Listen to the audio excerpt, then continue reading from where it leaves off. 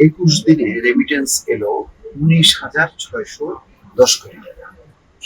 এটাও সম্ভবত রেকর্ড। আমি বলেছি যে এখন কিন্তু মানুষ দেশকে নতুন করে ভালোবাসতে শুরু করেছে। এই ভালোবাসাটা ধরে রাখতে সাম্প্রতিক সময়ে যানজট, আইন শৃঙ্খলা পরিস্থিতি নিয়ে মানুষের মধ্যে দেখা দিয়েছে। সেটাকে কাটাতে হবে।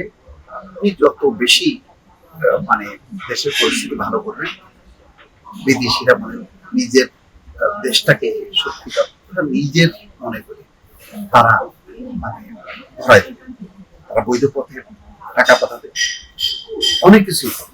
কিন্তু আপনি যদি তাদের প্রতি মানে মানে তাদের মন মতো দেশ যদি না করেন, তাহলে ওরা মনে করে যে এই আমার লাভ কি? আমি শুধু আমার ফ্যামিলিকে দেখি, পারলে ফ্যামিলিকে নিয়ে আসি। তো এখন দেশ গড়ার সময়।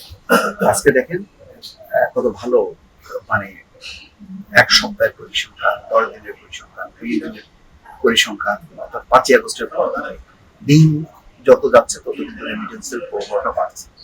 আমাদের ব্যাংকের রিজার্ভ এখানে হাই উঠে দেখছেন, অলরেডি এটা 20 মিলিয়ন আছে। এটা আস্তে আস্তে এখন কিন্তু কমছে না। এর মধ্যে কিন্তু অনেক দেনা পরিশোধ করা হচ্ছে। আর আওয়ামী লীগের যদি মাথা বাড়ি কিছু প্রকল্প যদি না দেয়, এই যে যেমন তারপরে ওই যে কি বলে তাদের যে আদানি পাওয়ার, এইগুলি তো খেয়ে ফেলছে।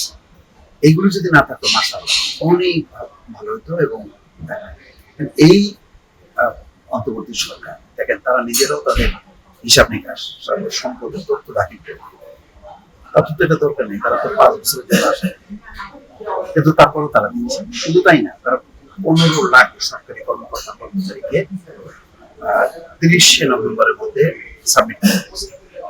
এটা হচ্ছে রেড নোটিশ।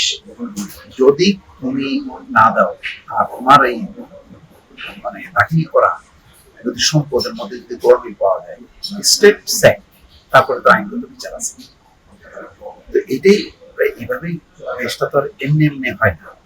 একটা দেশ মানে স্বপ্নে স্বপ্নে উন্নতি হয়, তার জন্য অনেক কন্ট্রিবিউশন লাগে, অনেক পার্টিসিপেশন লাগে। সেগুলি এখন হচ্ছে। যাই হোক, এখন যে সর্বশেষ যে খবর, রোববার বাংলাদেশ ব্যাংকের সর্বশেষ প্রতিবেদন বলছে 1 সেপ্টেম্বরের প্রথম 21 দিনে 163,42 কোটি ডলারের রেমিটেন্স পাঠিয়েছেন বিভিন্ন দেশে বসবাসরত প্রবাসী বাংলাদেশিরা।